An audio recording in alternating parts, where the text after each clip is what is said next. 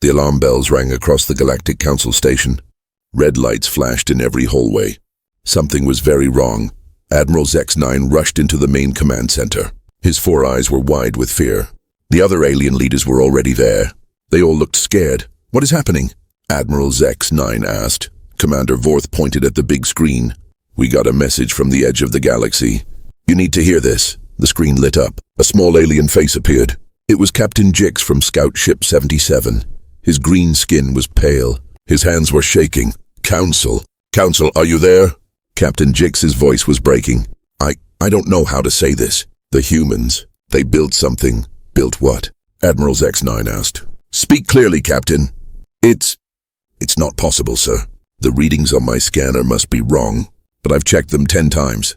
The humans built a ship that is, Captain Jix stopped talking. He looked like he was going to be sick. "Captain Jix, report now," shouted Commander Vorth. "It's bigger than our moon, sir. Much bigger. The scanner says it's the size of a small planet.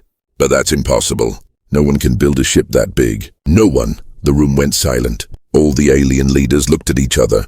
Their faces showed pure terror. "A planet-sized ship?" whispered General Crack. "That cannot be real." Admiral Zex-9 grabbed the communication device.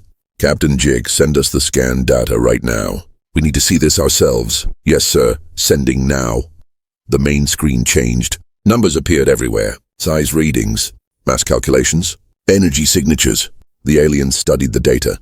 Their eyes got bigger and bigger. "By the 7 suns," breathed Commander Vorth. "This is real. The humans actually did it." The ship was massive. It was longer than most alien space stations. It was wider than the biggest asteroid. It was taller than their tallest buildings. But that was not the scary part. The scary part was what the ship could do. "Look at these weapon readings," said General Crack. His voice was shaking. "This one ship has more firepower than our entire battle fleet. More than all our battle fleets combined." "How is this possible?" asked Admiral Zex-9. "Humans are supposed to be a young race. They only went to space 200 years ago. We have been in space for thousands of years." Science Officer Nala stepped forward. She had been quiet until now. "Sir, I've been studying human technology for many years. Humans do things differently than us. When we want to build something big, we build many small things. But humans, they think bigger." "What do you mean?" asked Commander Vorth. "When we attacked their colonies last year, we thought we won. We destroyed their ships easily. Their weapons were weaker than ours. Their shields were simple. We laughed at them, but we made a big mistake." "What mistake?" "We made them angry. And when humans get angry, they don't just fight back. They build something so powerful that no one will ever attack them again." The room was quiet for a long moment. Everyone was thinking about what this meant. "Captain Jix," Admiral Zex-9 called. "Is the human ship moving?" "No, sir. It's just sitting there at the edge of our galaxy, waiting. But, sir, there's something else." "What now?" "It's not alone. My long-range scanners show more ships coming. Smaller ships, but still huge by our standards. They look like escort vessels. The big ship. It's like their mothership." General Crack fell into his chair. "We are doomed. We attacked them with 50 battle cruisers. Now they have built one ship that could destroy our entire civilization." "What should we do?" asked Commander Vorth. Admiral Zex-9 looked at the screen showing the massive human battleship. It was dark and silent, but somehow that made it even more scary. It was like a sleeping giant. "Send a message to all our fleets," he said slowly. "Tell them to stay away from human space. Do not attack. Do not even go near their territory." "Sir, are we surrendering?" asked General Crack. "No, we are surviving. There is a difference." Just then, Captain Jix's voice came through the speakers again. He sounded even more scared than before. "Council, the human ship. It's moving. It's coming toward our galaxy. And, sir, I'm reading massive energy signatures. Whatever that thing is, it's powering up its weapons." The screen went dark. Captain Jix's signal was lost. Admiral Zex-9 looked at his fellow leaders. They all knew what was coming. The humans were no longer the weak race they had bullied. They had become something much more dangerous. They had become unstoppable. "Prepare our fastest messenger ships," Admiral Zex-9 ordered. "Send word to every planet, every station, every ship in our territory. The message is simple. The humans are coming, and nothing will ever be the same again." 3 hours had passed since Captain Jix's last message. The Galactic Council chamber was full of worried alien leaders. They had come from every corner of the galaxy after hearing the news. Admiral Zex-9 stood at the front of the room. His face was grim. "Fellow leaders, we need to understand what we are facing. Science Officer Nala has been studying human history. She will explain how this happened." Science Officer Nala stepped forward. She activated a holographic display. Images of human colonies appeared in the air. "Let me tell you a story," she began. "A story about why every alien race should fear human engineering. It started 1 year ago. The hologram showed peaceful human settlements, families walking in parks, children playing, markets full of happy people. Humans had built 12 beautiful colonies on the edge of their territory. These colonies were not military bases. They were homes, places where humans raised their children and lived quiet lives." Admiral Zex-9 nodded. "Yes, we remember. We thought they were weak targets. That was our first mistake," Nala continued. "We saw humans as soft. We thought they cared too much about their families to be good warriors. We were wrong." The hologram changed. Now it showed the alien attack fleet approaching the human colonies. Our battle fleet had 50 ships, big, powerful warships. The humans had only 5 old patrol boats protecting their colonies. It looked like an easy victory. General Crack spoke up. "I led that attack. The human ships were nothing. We destroyed them in minutes. Their weapons barely scratched our armor." "Yes," Nala said sadly. "We destroyed their patrol boats. Then we attacked their colonies. We thought we were teaching them a lesson about staying in their place." The hologram showed the destruction. Cities burning, humans running, families crying. "We killed over 2 million humans that day," Nala said quietly. "Men, women, children, entire families wiped out. We thought it would make them afraid of us." Commander Vorth shifted uncomfortably. "It was supposed to be a show of force. We wanted to scare them into submission. Instead, we did something much worse," Nala explained. "We made them angry. And when humans get angry about their families, they do not just get revenge. They make sure it can never happen again." The hologram changed again. Now it showed human shipyards, millions of workers, giant construction projects. Within 1 week of our attack, every human in their space stopped what they were doing. Scientists, engineers, builders, miners, everyone had the same goal: build something that could protect their families forever. The images showed massive mining operations, entire asteroids being carved up for metal, space factories working day and night. They called it Project Guardian Angel, Nala said. "One ship so powerful that no enemy would ever dare attack human families again." Admiral Zex-9 leaned forward. "But how did they build it so fast? Our intelligence said humans were decades behind us in technology." "That was our second mistake," Nala replied. "We thought humans were behind because their ships were small. We did not understand that humans think differently than us." The hologram showed human engineers working together, sharing ideas, building on each other's designs. "When we build a ship, each race works alone. We keep our secrets. We compete with each other, but humans share everything. When one human discovers something new, all humans know it within days." The images showed the massive battleship taking shape. It was like watching a metal planet being born. They took every piece of technology they had: weapons, shields, engines, computers. Then they made them bigger, much bigger. General Crack stared at the hologram. "The size of this thing. It is not natural. Ships should not be that big." "Humans do not care what should be natural," Nala explained. "They only care about protecting their families. This ship has enough firepower to destroy entire solar systems. Its shields could stop our most powerful weapons like they were toys." The hologram zoomed in on the ship's weapons. Massive cannons that looked like they could crack moons in half. "But the weapons are not the scariest part," Nala continued. "The scariest part is what it represents: human determination. When humans decide to protect something, they will build anything, sacrifice anything, do anything to keep it safe." Commander Vorth asked the question everyone was thinking. "How do we fight something like this?" Nala turned off the hologram. "We do not. This ship has enough armor to survive our entire fleet attacking it at once. Its weapons could destroy our homeworlds from light years away. Fighting it would be suicide." "Then what do we do?" asked Admiral Zex-9. "We pray that humans are more merciful than we were," Nala said quietly. Suddenly, the communication system activated. A new message was coming in. All the alien leaders gathered around the main screen. The face that appeared was not alien. It was human, a middle-aged man with gray hair and tired eyes. He wore a simple uniform with no fancy decorations. "Greetings, Galactic Council," the human said calmly. "My name is Captain Sarah Chen. I am the commander of the human battleship Guardian Angel." The alien leaders looked confused. "That is a female name, but the human looks male," whispered General Crack. The human continued as if he could hear them. "I apologize for the confusion. I'm Admiral Marcus Chen, Sarah's father.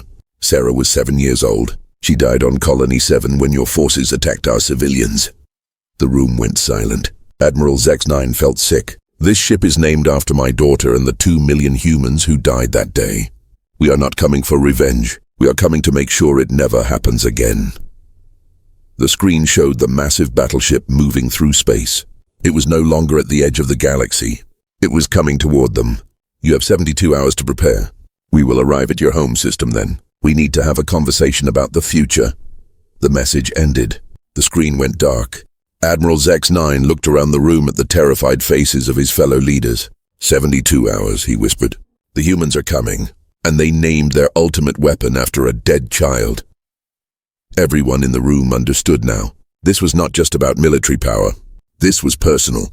The humans had built a monument to their grief, and it was coming to judge them all. 72 hours had passed. The moment every alien in the galaxy feared was here. Admiral Zex-9 stood on the bridge of the Galactic Fleet's largest warship. Around him were 50 other battlecruisers, the most powerful fleet the aliens had ever assembled. But looking at his scanner readings, he felt like a child with a toy sword facing a dragon. "Sir, long-range sensors are picking up something massive," reported Lieutenant Vex. His voice was shaking. It's bigger than our scans showed.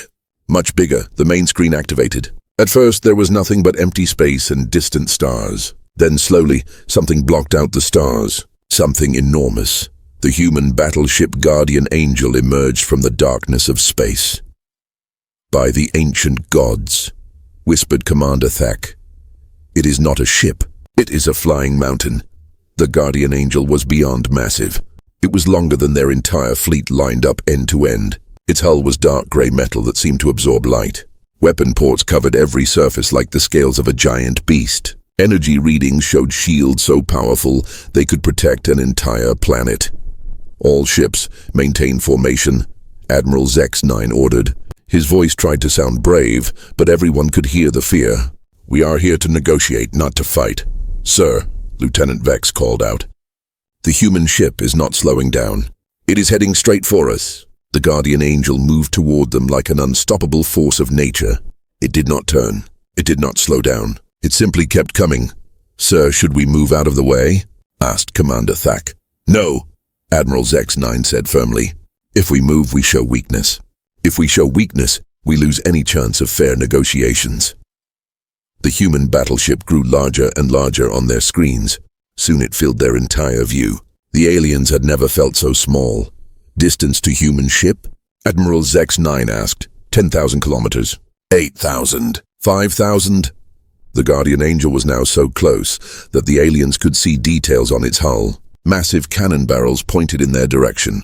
Shield generators glowed with deadly energy. Launch bays that could hold entire alien fleets.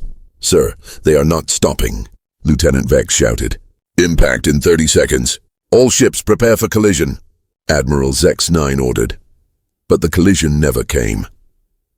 The Guardian Angel stopped exactly 1,000 meters away from the alien fleet.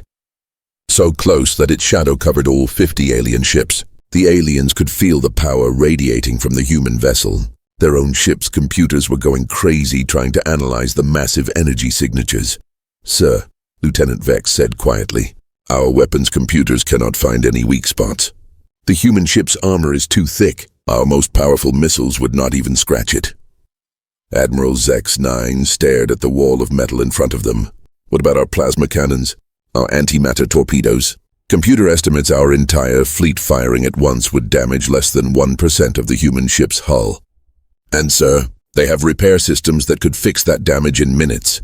The bridge fell silent. Everyone understood what this meant. They were not just outgunned. They were completely helpless. Suddenly, a communication signal came from the Guardian Angel. Galactic Fleet. This is Admiral Marcus Chen of the human battleship Guardian Angel. I see you brought friends to our meeting. Admiral Zex-9 activated his communication system. Admiral Chen, I am Admiral Zex-9. We came here to negotiate peace between our peoples. Peace? Admiral Chen's voice was calm but cold. You attacked our civilians. You killed our children.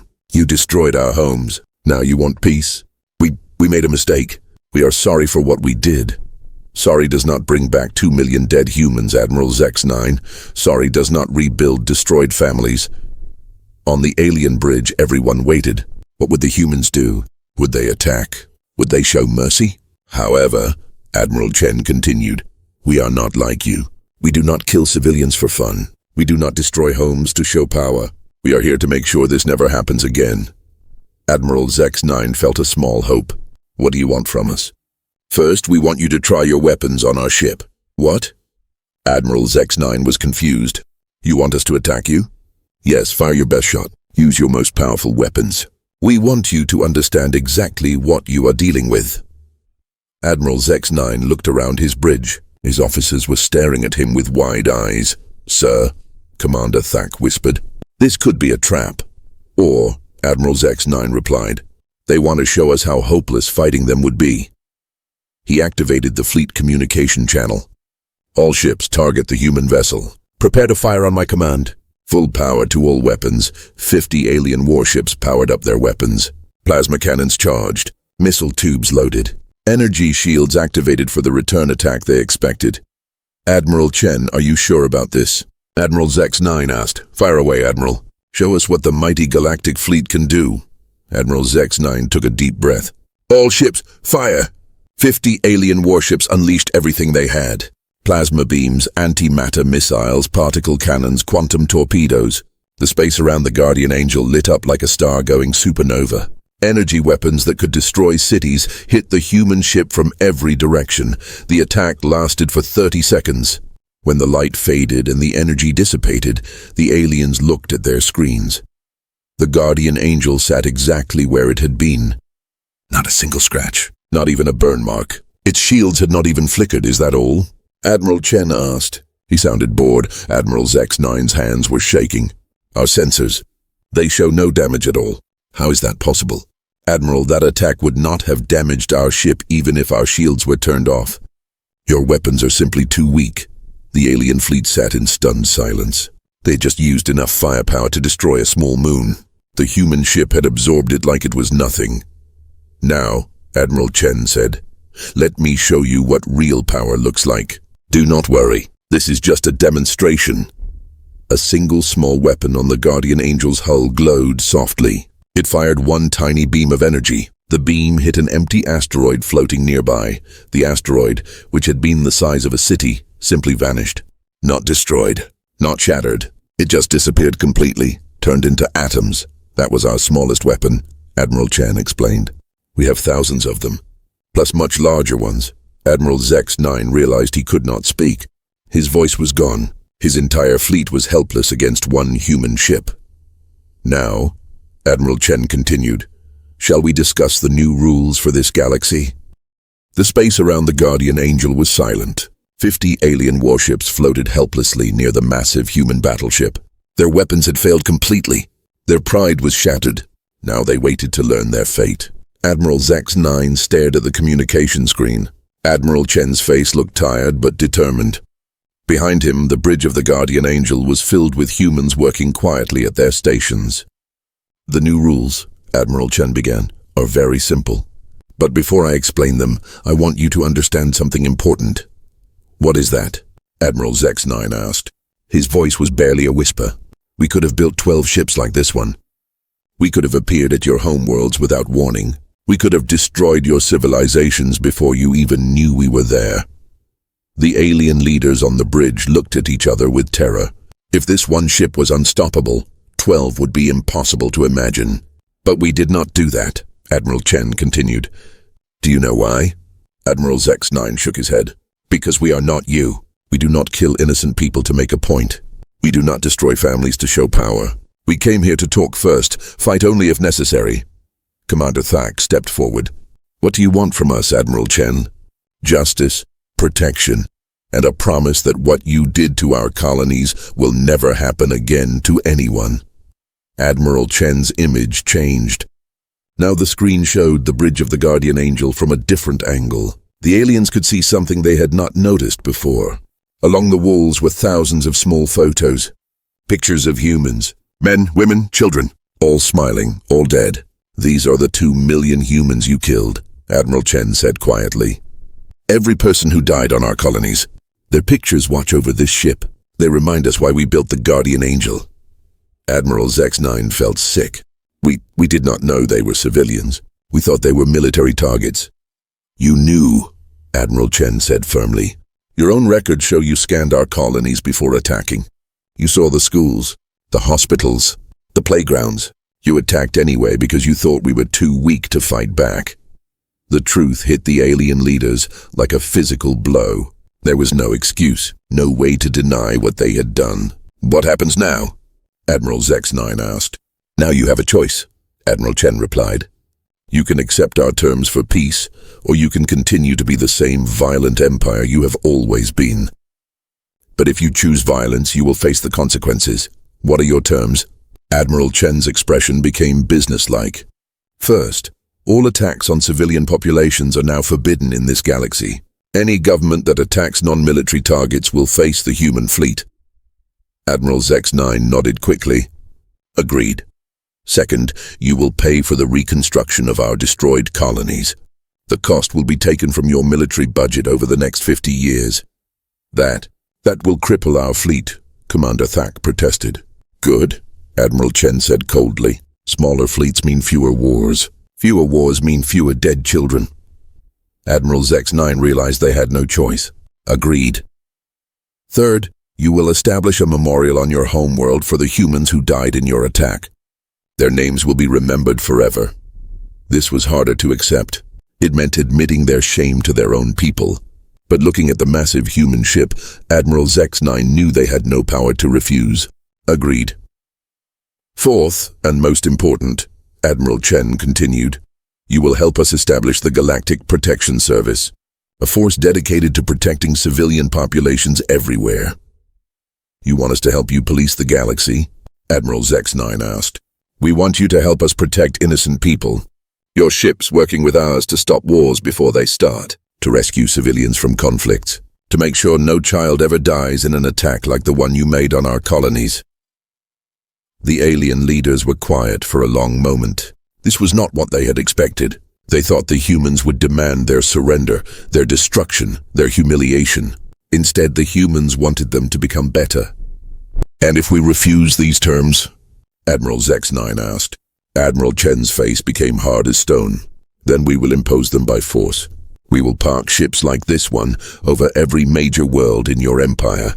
We will monitor every military action you take. We will stop every attack you attempt. You will have peace whether you want it or not. That sounds like conquest, Commander Thak said. No, Admiral Chen replied. Conquest is when you take something for yourself. This is prevention. We are preventing you from hurting innocent people ever again. Suddenly, another human voice spoke from the Guardian Angel's bridge. It was a woman's voice, young and clear. Admiral Chen, sir. Long-range sensors are detecting movement in sectors 7 and 12. Admiral Chen looked at someone off-screen. What kind of movement, Lieutenant Martinez? 2 separate conflicts, sir. The Vorthan Empire is attacking Kellian civilian transports. The Draxi Federation is bombing refugee camps on Nexus Prime. Admiral X9 felt his blood turn cold. Other wars were happening right now. Other attacks on civilians. Admiral Chen turned back to the communication screen. You see? This galaxy is full of violence, full of powerful governments hurting weak civilians. The Guardian Angel was built to stop all of it, not just your empire. You cannot police the entire galaxy with one ship, Admiral X9 said. Admiral Chen smiled for the first time, but it was not a happy smile. It was the smile of someone who knew a secret. Who said we only built one ship? The space around them suddenly filled with new contacts. Ship after ship appeared on the alien scanners, not as large as the Guardian Angel, but still massive by alien standards. Human battleships emerged from stealth mode all around the galaxy. 12 battleships, Admiral Chen explained. One for each of our destroyed colonies, each one capable of stopping an entire fleet, each one dedicated to protecting innocent life.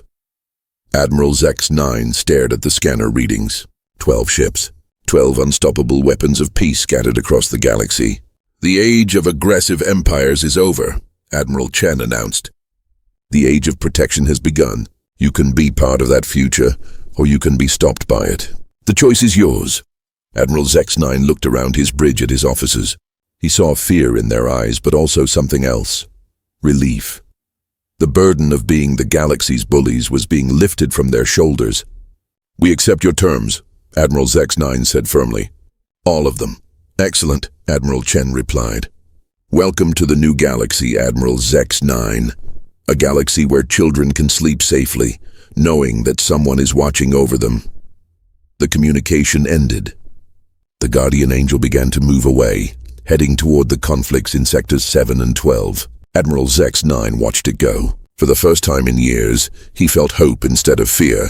The humans had won without firing a shot, and somehow everyone was better for it. 6 months had passed since the Guardian Angel first appeared at the edge of the galaxy. Everything had changed.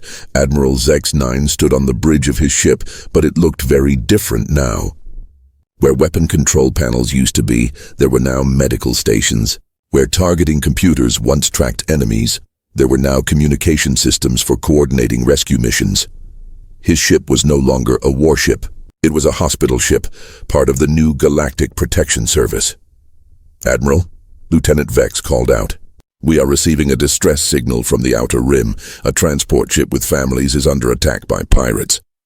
Set course immediately, Admiral X9 ordered. Contact the Guardian Angel. Let them know we are responding. As his ship turned toward the emergency, Admiral X9 thought about how much had changed. 6 months ago, he would have ignored civilian distress calls. 6 months ago, he was the one attacking innocent people. Now he was saving them. Sir, Commander Thak reported, we will reach the transport in 20 minutes. But the pirates have heavy weapons. Our medical ship cannot fight them.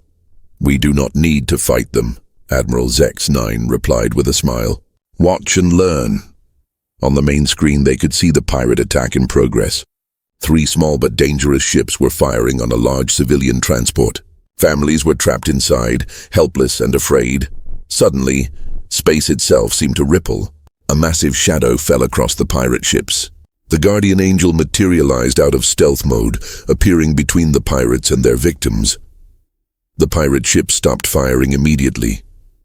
They knew what that ship was. Everyone in the galaxy knew what it meant when a human battleship appeared. Admiral Chen's voice came over all communication channels. Pirate vessels, this is the Guardian Angel. You have 30 seconds to withdraw from this area or face the consequences. The pirate leader's voice crackled through the speakers. You cannot stop us, humans. There are 3 of us and only 1 of you. Actually, Admiral Chen replied calmly, there are 2 of us. Another massive shape appeared. The human battleship Righteous Fury, sister ship to the Guardian Angel, dropped out of hyperspace. Then another, and another. 4 human battleships now surrounded the 3 tiny pirate vessels. Correction, Admiral Chen said. There are 4 of us. Would you like to reconsider your position? The pirate ships fled so fast they left energy trails in space. Admiral X9 watched in amazement. The humans had saved the transport without firing a single shot. Just by showing up. Guardian Angel, this is Admiral X9, he called. We are here to provide medical assistance to the transport passengers. Acknowledged, Admiral, Admiral Chen replied. Good work on the fast response time. The families will appreciate your help. As Admiral X9's medical teams began treating injured passengers from the transport, he reflected on how the galaxy had changed. The Galactic Protection Service now had over 300 ships from dozens of different species, all working together to protect innocent people. Former enemies now served side by side, united by a common purpose. The human battleships patrolled constantly, stopping conflicts before they could start. Their mere presence prevented wars. Pirates had almost disappeared. Slave traders had gone into hiding. Aggressive empires had become peaceful trading partners. Admiral, Lieutenant Vex interrupted his thoughts. The transport captain wants to thank you personally. On the screen appeared a Kellian woman with her 2 young children. They looked scared but grateful. Thank you, Admiral X9, the mother said. You saved our lives. My children were so frightened. Admiral X9 felt something he had never experienced before. Pride. Not the pride of conquest or victory, but the pride of protecting someone who could not protect themselves. It is our honor to help you, he replied. The galaxy is safer now. Your children can travel without fear. After the transport continued on its journey, Admiral X9 received a priority message. It was from his home world. Admiral, this is General Crack. I'm calling to report on the memorial project. The screen showed the memorial that had been built on the alien home world. 2 million names carved in stone. Human names. The names of everyone who had died in the colonial attacks. The memorial is complete, General Crack continued. But something unexpected has happened. Our people are coming to visit it. They are leaving flowers. They are bringing their children to learn about what we did wrong. Admiral X9 was surprised. They are not angry about admitting our mistakes? No, Admiral. They are proud that we are trying to make things right. Young aliens are joining the protection service in record numbers. They want to help protect innocent people too. The message ended, and Admiral X9 felt hope for the future. Suddenly, all the ships in the area received an urgent galaxy-wide broadcast. It was Admiral Chen from the Guardian Angel. Citizens of the galaxy, Admiral Chen began. 6 months ago, we introduced new rules for civilized behavior. Today, I want to report on our progress. The broadcast showed statistics and images from across the galaxy. Refugee camps being supplied with food and medicine. Displaced families being relocated to safe worlds. Former war zones becoming peaceful trading centers. Civilian casualties in galactic conflicts have dropped by 97%. Admiral Chen reported. Piracy has decreased by 85%. 3 major wars have been prevented through diplomatic intervention. The images showed human battleships working alongside alien vessels. Different species cooperating for the common good. But the most important change, Admiral Chen continued, is not in the numbers. It is in the hearts and minds of people across the galaxy. Former enemies are now friends. Former aggressors are now protectors. The broadcast showed Admiral X9's own ship providing medical aid. Other former military vessels had been converted for humanitarian purposes. Weapons manufacturers were now building hospitals and schools. The age of fear is over, Admiral Chen announced. The age of hope has begun. Every child in this galaxy can now sleep safely, knowing that someone is watching over them. As the broadcast ended, Admiral X9 looked around his bridge. His crew was smiling. They were proud of their new mission. They had found purpose in protection rather than destruction. Sir, Lieutenant Vex called out. We are receiving another distress call. A science station needs medical supplies. Set course, Admiral X9 ordered. Maximum speed. As his ship jumped to hyperspace, Admiral X9 thought about the future. The galaxy was healing. Children were safe. Former enemies were working together, and somewhere in space, 12 human battleships continued their eternal watch. Guardian angels protecting a galaxy that had learned to choose peace over war. The humans had built weapons of unimaginable power, but they had used that power to create something even more powerful. Hope. In the depths of space, the Guardian Angel received a new mission report. A colony ship needed escort through dangerous territory. Pirates had been spotted in the area.